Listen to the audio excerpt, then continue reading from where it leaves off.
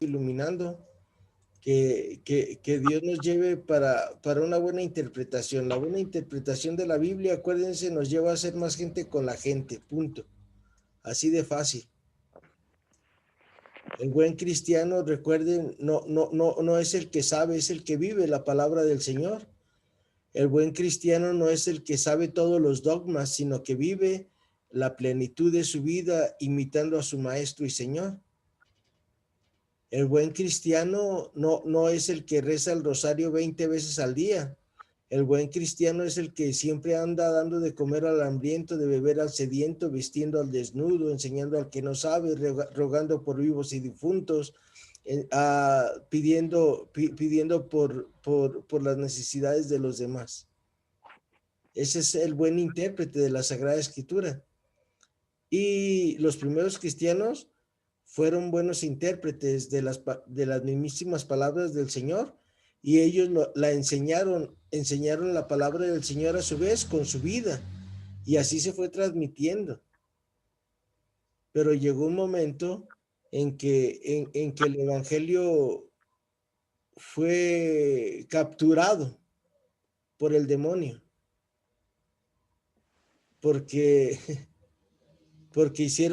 hicieron nuestra religión, que siempre había sido perseguida, la hicieron la religión oficial.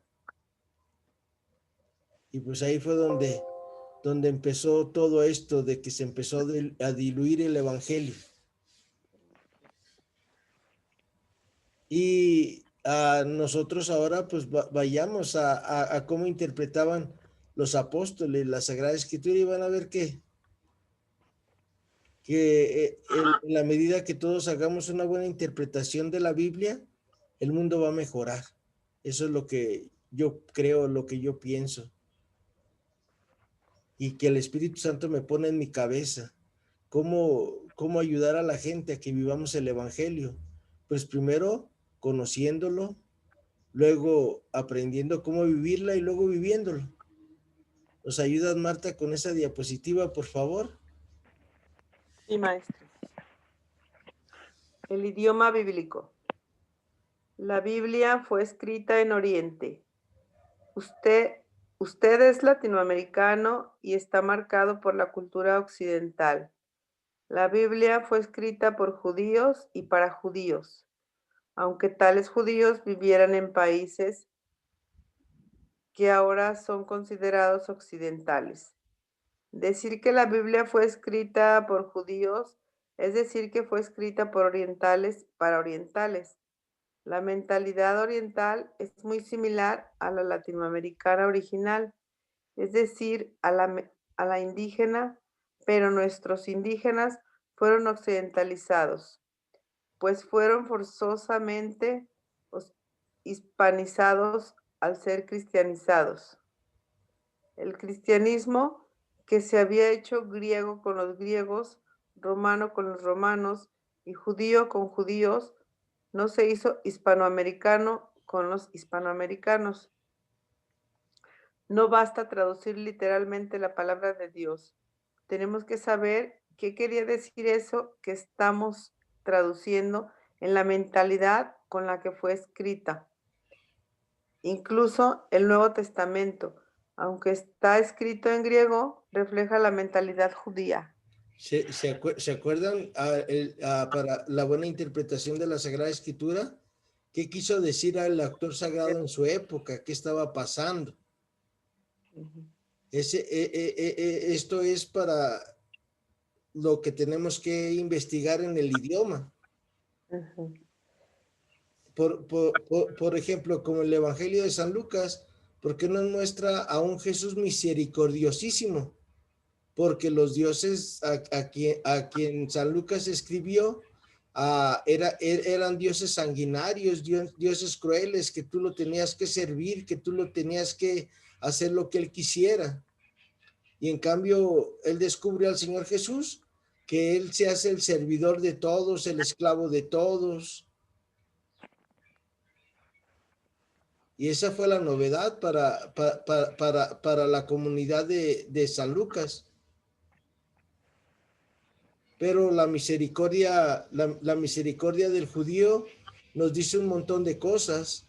La palabra misericordia viene de salir de nosotros mismos, de dejar nuestra comodidad para ayudar al otro, a compadecernos, sí, pero no nada más de sentimiento, sino que en ese sentimiento llevar una acción para que ayude a aquel al que causó nuestra misericordia por esa persona. Y así tenemos que ir nosotros viendo, leyendo sí en griego, pero no quedarnos solamente en el griego, sino ir a la raíz de donde se escribió el Evangelio. Jesús nuestro Señor era un judío y pensaba como judío. Tan así que acuérdense cuando le sale aquella mujer cananea que le dice, Jesús, hijo de David, ten compasión de mí. Nuestro Señor ni la pela, o sea, ni voltea a verla. Y sigue caminando y le dice, es que yo fui enviado a las ovejas perdidas de Israel. Y no está bien darles de comer el pan de los hijos a los perritos. ¿Se acuerdan lo que dice la mujer? Sí, señor, pero los perritos también comen debajo, las migajas que caen debajo de la mesa. Y el Señor ahí cambia su mentalidad y dice, tienes razón, mujer, qué grande es tu fe, que se haga como tú has creído. Y en ese momento la niña fue liberada. ¿Se fijan? Jesús nuestro Señor era un buen judío. Y nosotros tenemos que aprender a conocer esta forma de pensar. Otra forma de pensar del pueblo judío era que ellos eran el pueblo elegido por Dios. Y por eso volteaban a ver a la gente por encima del hombro. Porque malinterpretaron eso de que Dios los eligió para que llevaran el mensaje de Dios a los demás. Y Jesús viene y nos enseña cómo hay que llevar el mensaje de Dios a los demás, sirviendo, tratando bien a todo el mundo. Entonces, miren, estas cositas que les platico son para que a la hora que nosotros interpretemos, tengamos bien presente cómo era la cultura judía. Oye, Memo, y si no hemos hecho un curso de Biblia, ¿cómo le vamos a hacer? Y se van a rascar la cabeza así como yo ahorita, ¿y cómo le vamos a hacer?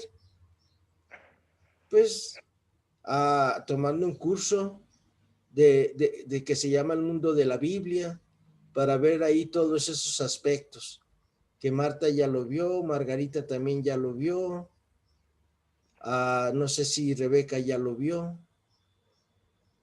pero si no, luego les mando unos apuntes para que vayan viendo la mentalidad judía.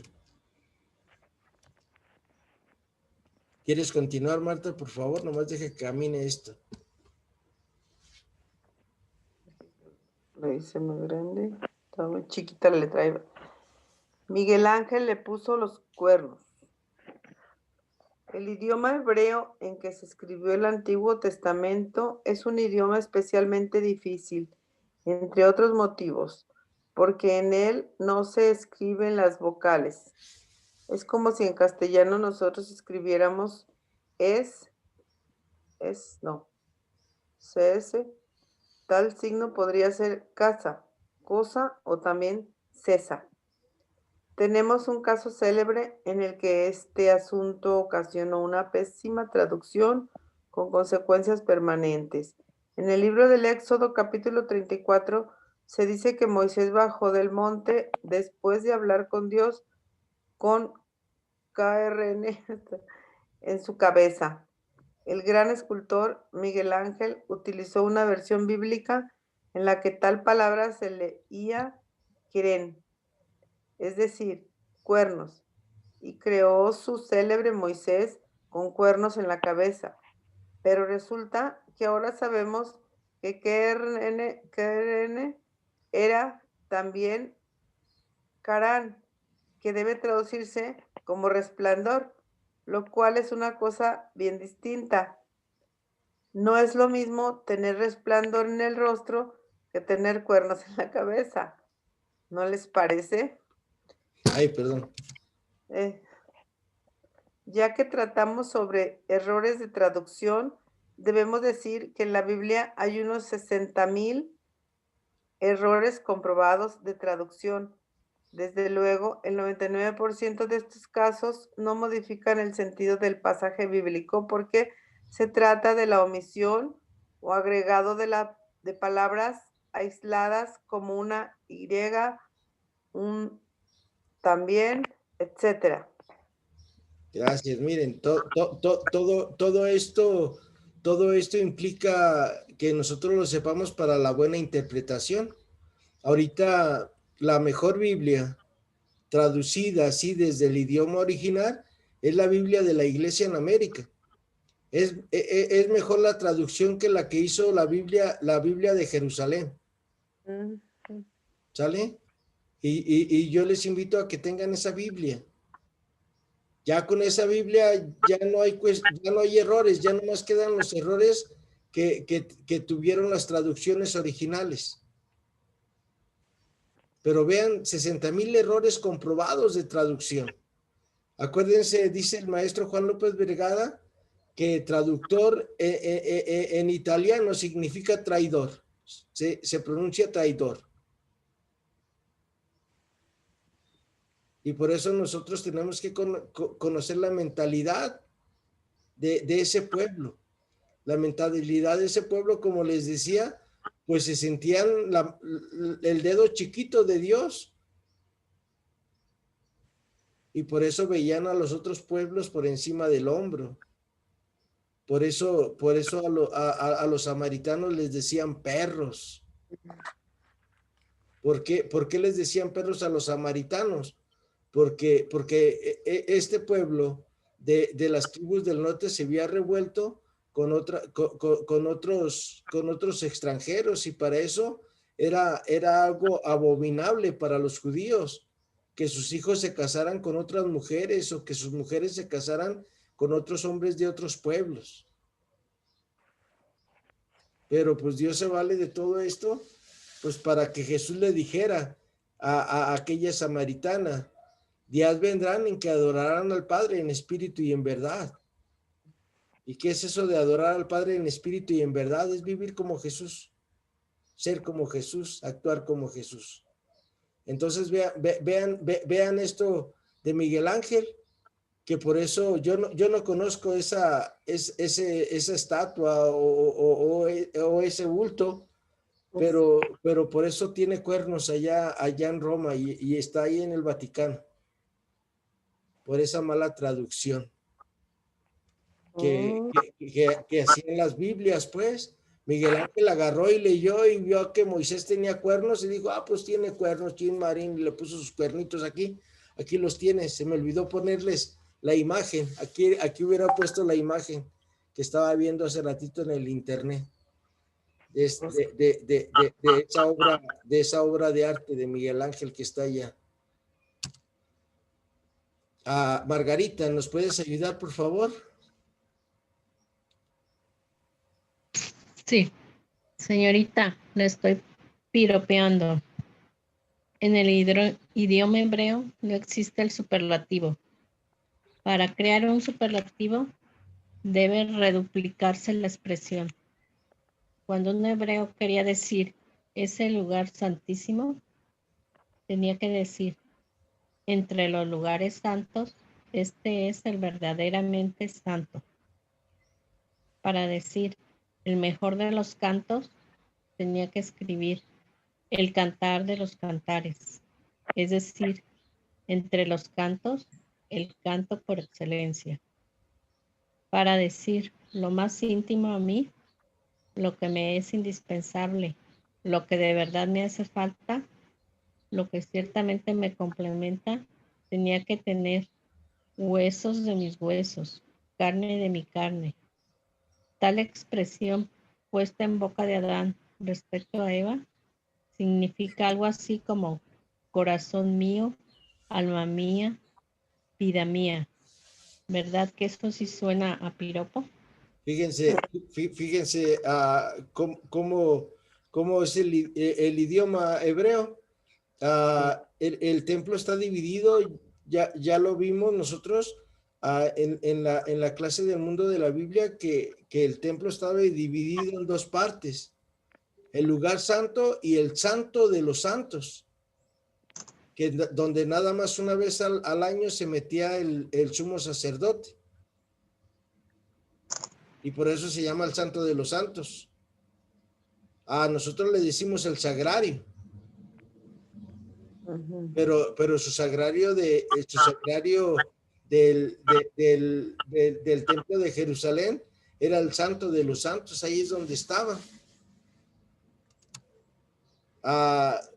Cuando a Adán le dan a Eva, ya ven lo que dice, esta sí es hueso de mis huesos y carne de mi carne, significa la parte complementaria de mí, también significa eso.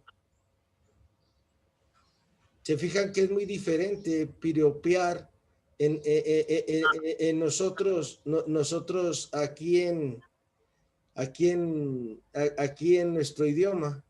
Por ejemplo, ustedes las mujeres pueden ver a un hombre muy guapo y pueden decir papacito, y los hombres dicen mamacita. Pero un judío, ¿cómo piropearía a una mujer?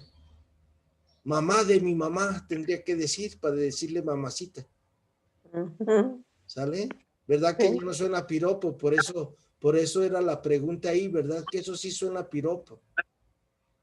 Y entonces cuando nosotros vamos conociendo estas pequeñas expresioncitas, allá vamos viendo cuál es el sentido literario que se nos está dando.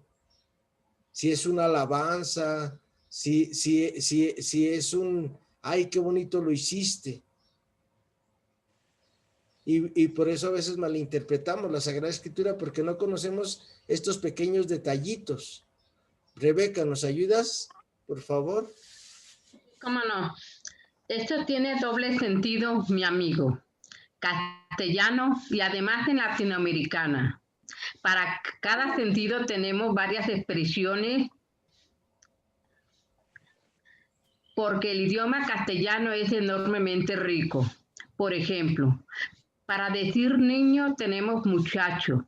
En México se dice chango, en Guatemala patojo, en El Salvador cipote, en Nicaragua chávalo, en Costa Rica guila, en Panamá pelao, etc.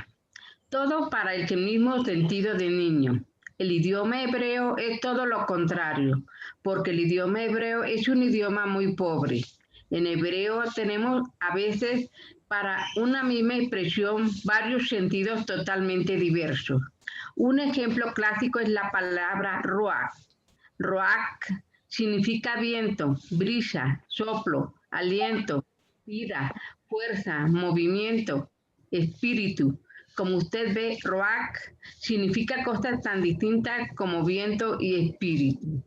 ¿Sale? Se fijan, nosotros tenemos una palabra cada quien para algo muy concreto. Y el idioma hebreo, un ejemplo de estos es la de hermano. Cuando María Santísima llega con Jesús en el Evangelio de Marcos 3, 21, 22, creo que es la cita bíblica, le dicen, maestro, tu madre y tus hermanos están ahí afuera y te buscan. Pero esa palabra que le dicen al Señor en hebreo significaba muchas cosas, no nomás hermano carnal. Significaba primo, significaba vecino, significaba tu pariente, los de tu aldea. Y los hermanos separados, por eso dicen que Jesús tenía hermanos. Pero no vamos al idioma hebreo, lo que en realidad esa palabra de hermano quería decir. También Abraham y Lot dice que eran hermanos, y luego ya más adelante nos dice que era su sobrino. Bueno, ¿era su sobrino o era su hermano? Para el idioma hebreo eso no tiene la mayor importancia, porque tanto hermano como sobrino es pariente. Es alguien que viene de la misma familia. Pero para nosotros sí. Para nosotros no es lo mismo decir hermano que primo. Y hasta ¿a poco no es cierto que a los hermanos los queremos más que a los primos? Algunas veces. Porque con el hermano nosotros convivimos de perdida cuando estamos chiquillos, cuando vamos creciendo. Y pues es hijo de mi mamá, hijo de mi papá. Y a los primos no, los vemos allá lejanos. O hay gente que sí vive con sus primos, pero no es el mismo amor. Y para el hebreo, sí, era lo mismo hermano de papá y mamá que hermano que hermano hablando de que era mi primo, que era mi tío, porque era de mi familia. La familia era mucho más amplia que la que nosotros tenemos en Occidente. Para ellos la familia era todos los de la tribu de Judá. Si yo era de la tribu de Judá, todos ellos son mis hermanos. Si yo era de la tribu de Leví, todos los sacerdotes y todos los levitas son mis hermanos. Si yo era de la tribu de Benjamín, todos los benjaminitas eran mis hermanos. ¿Sale? Voy al que sigue, por favor, Marta. Gracias, Margarita. Gracias, Rebeca. La Sagrada Escritura jugará continuamente con los dos sentidos de esta palabra.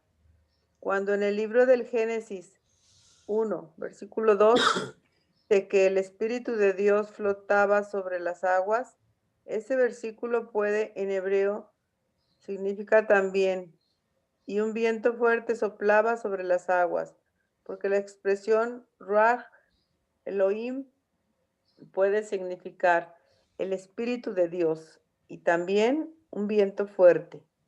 En el Nuevo Testamento se vuelve a jugar con este equívoco idiomático en varias ocasiones. Por ejemplo, cuando Juan, capítulo 3, versículo 8, Jesús explica lo que es nacer del Espíritu Santo. Ahí vuelve a jugar con los dos sentidos y usa como ejemplo el viento. Lo mismo vuelve a hacer el escrito de Hebreos 2, del 1 al 4, justamente con el relato del Pentecostés. Okay. ¿Se acuerdan que dice, y un gran viento sopló y se pusieron unas como lenguas de fuego en la cabeza de los apóstoles y de la Virgen? ¿Qué significa esto? Nosotros a lo mejor nos imaginamos de verdad esa imagen. Sí. Unas lenguas de fuego aquí encima y en la iconografía así la tenemos, pero no es igual. Para el judío lo que te está diciendo es que Dios los llenó con su presencia. Y también por eso el evangelista San Juan le dice Jesús a Nicodemo, si no naces del Espíritu, no podrás entrar en el reino de los cielos. ¿Qué es nacer del Espíritu? Dejarnos llenar por Dios, amar a Dios sobre todas las cosas, para que su Espíritu nos conduzca a la casa del Padre. ¿Verdad que a veces sí, cuando leemos la Sagrada Escritura, nos puede quedar esto? ¿Y por qué a mí cuando me confirman, por qué no llegan esas lengüitas de fuego y se ponen encima de mí? ¿Qué? ¿Ya no es el mismo Dios de hace 2000 años? ¿Ya no es el mismo Espíritu Santo? Claro, pero lo estamos malinterpretando con nuestros términos occidentales. El término oriental, el ruach que dice nuestro Señor es que todo tú seas llenado y completado por el Espíritu Santo, que le perteneces a Dios, pero para pertenecerle a Dios necesitas decirle como la Virgen Santísima, he aquí la esclava o el esclavo del Señor, hágase en mí según tu palabra. Y por eso también en el Génesis dice eso, el Espíritu de Dios flotaba sobre las aguas. O sea que la presencia de Dios siempre ha estado, porque Dios es omnipotente, omnipresente y omnisciente. Las tiene, las puede y las sabe todas. ya hablando en términos teológicos. Pero se fijan que podemos malinterpretar si no conocemos estas pequeñas cositas en nuestras vidas. Y también yo me rascaba la cabeza cuando Nicodemo le dice, ¿y cómo puede un hombre volver a nacer? ¿Cómo se va a meter de vuelta en el vientre de su madre? Porque el que le está diciendo ahí en el Evangelio de San Juan son los griegos. Ellos no entendían eso de la posesión de Dios completamente en la vida de un hombre. ¿Cómo que tenemos que volvernos a meter en el vientre de nuestra madre? No, para volver a nacer tenemos que pensar como Dios. Pensar como Dios es hacer el bien a todo el mundo. Punto. Entonces, creo que esto sí nos hacía falta.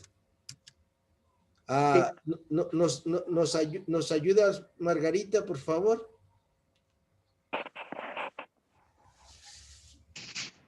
Al pan, pan y al vino, vino. La mentalidad hebrea es una mentalidad sin conceptos abstractos. Todo lo contrario que a los griegos, a los judíos no se les ocurría preguntarse por la esencia de algo. Para un judío lo importante de algo era la relación que ese algo tenía con ellos, no que era en sí mismo. Por eso, aunque nos parezca raro, a un judío nunca se le ocurrió plantearse el problema de qué era Dios en sí mismo. Para un hebreo, todo lo abstracto se expresa por lo concreto, se expresa por la forma con la que se percibe. Lo que no es perceptible de alguna manera por alguien no interesa. Por ejemplo, cuando el profeta Elías, Dios le quiere hablar y le dice, voy a hablarte. Y viene una gran tormenta, vienen rayos, y él sabe que Dios no está ahí. Pero se oye el suave murmullo de una brisa y se tira de panza y dice, habla Yahvé, que tu siervo escuche. Lo importante no saber cómo es Dios, sino saber que Dios lo es todo para el judío. Y por eso a veces nosotros los occidentales andamos buscando apariciones aquí y allá, porque no hemos interpretado bien qué es eso de Dios, quién es Dios. Dios es un espíritu, nos decían en nuestra doctrina. El Padre es espíritu, el Hijo es el creador y el Espíritu Santo es el santificador. ¿Ok? Pero en sí, ¿qué es Dios? Dios es todo. Dios está en todos lados, por eso también nos decía, Dios está en el cielo, en la tierra y en todo lugar. Pero nosotros queremos comprobarlo, tocarlo. No, pues Dios está en todo lugar cuando tú lo aceptas, cuando tú sabes que ahí está.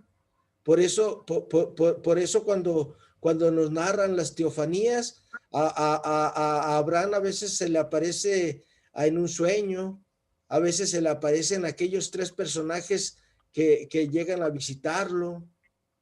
A veces al pueblo judío, Dios se le hace presente en una nube, en una columna de fuego, porque para ellos lo importante no es cómo es Dios, sino quién es Dios. Dios es el que las tiene, las puede y las sabe todas. Y cuando empecemos a interpretar esto bien, van a ver que vamos a ir caminando y de repente alguien te va a decir, oye, ayúdame. Y vas a decir, Dios me está hablando. Oye, no seas menso, ese no es Dios, ese es un indigente, ese es un drogadicto, es una persona que se dedica a eso. Ey, mi hermano, Él es Dios, porque Jesús dijo, cualquier cosa que le hiciste a uno de estos pequeños, a mí me lo hiciste. ¿Se fijan ya bien interpretada la Sagrada Escritura hasta dónde nos lleva? El saber no cómo es Dios, sino quién es Dios. Son cosas muy interesantes que a mí me dan mucha claridad. Espero que ustedes también. A la hora de ir descubriendo dónde está Dios.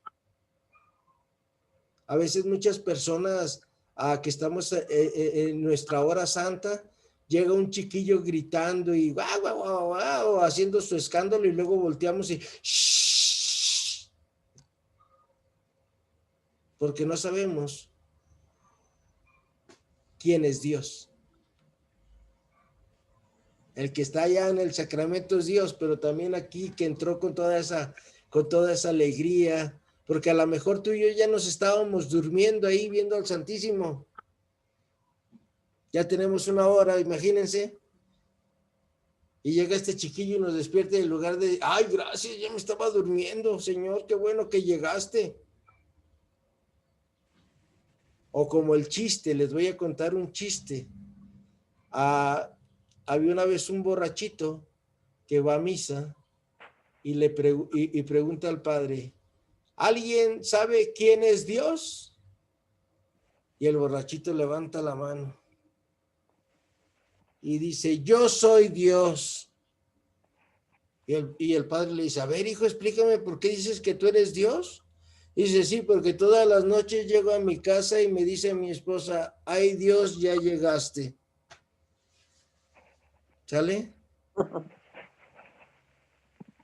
¿Se fijan? Es esto, tener la mentalidad hebrea. No cómo es Dios, sino quién es Dios. ¿Puedes continuarle tú, Margarita, por favor?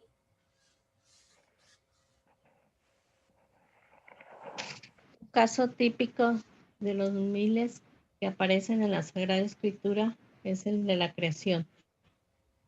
En el Catecismo se dice que Dios creó el universo sacándolo de la nada.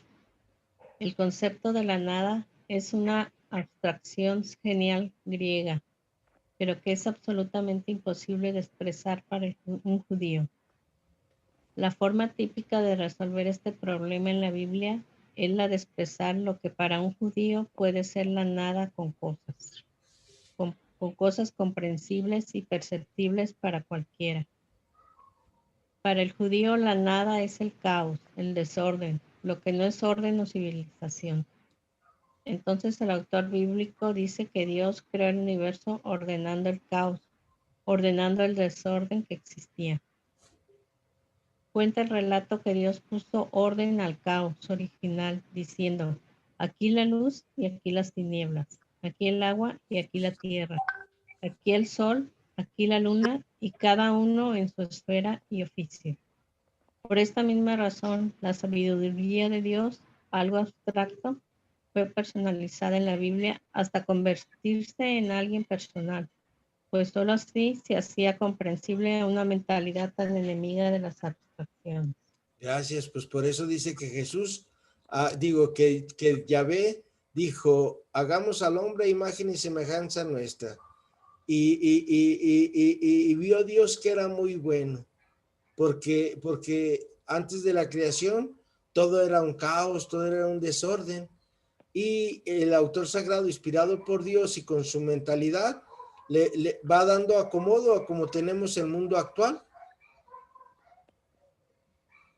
Se fijan que es muy distinto como nosotros lo entendemos. ¿Y quién subiría al switch? Cuando dijo Dios, hágase la luz, y la luz se hizo. Y por eso ahí está ese chiste de que Chabelo fue el que subió al switch. Porque tiene muchos años el señor y no se hace nada.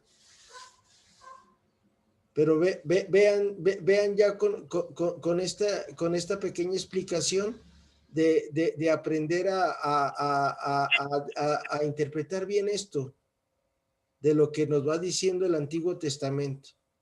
Por ejemplo, y Dios les dijo que exterminaran a todos los del pueblo de Jericó. Y nosotros decimos, caray, no, que Dios es bueno, ¿por qué mandó matar a tanta gente? Dios les dijo, exterminen a todo el pueblo de Jericó, no se junten con la chusma, no escuchen sus noticias, no vayan a sus templos, no vivan como ellos. Y ese es un sentido literal épico que usaba el pueblo judío para que todos les tuvieran miedo, ¿no? El Dios de Israel Mata a todos en un abrir y cerrar de ojos. La última, ya y nos vamos. No, ya no alcanzo con esta. Ya no alcanzo con esta porque esta es muy grande y es la del Apocalipsis. Ya vi que ya son las 8:40.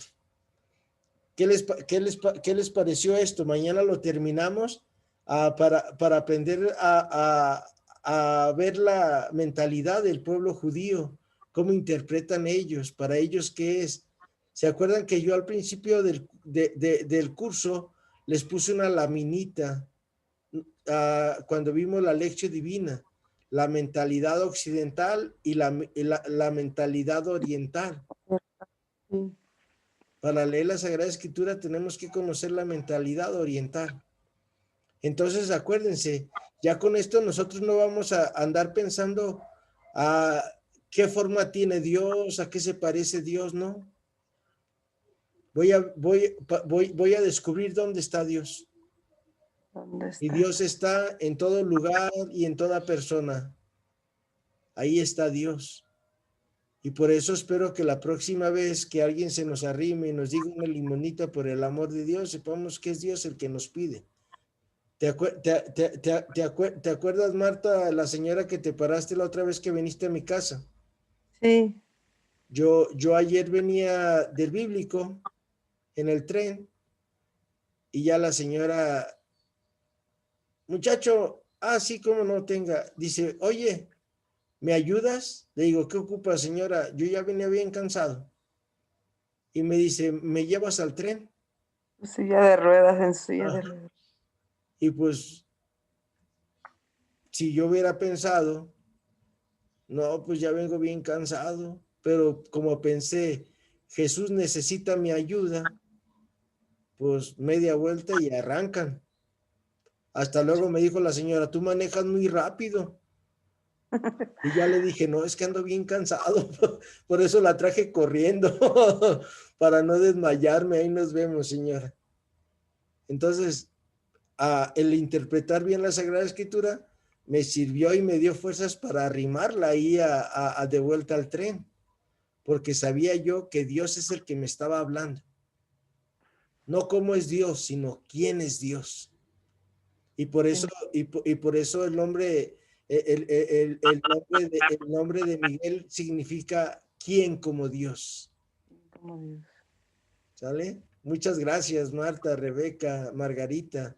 Nos vemos mañana si Dios nos da licencia y espero en Dios que haya servido esta clase para su crecimiento espiritual.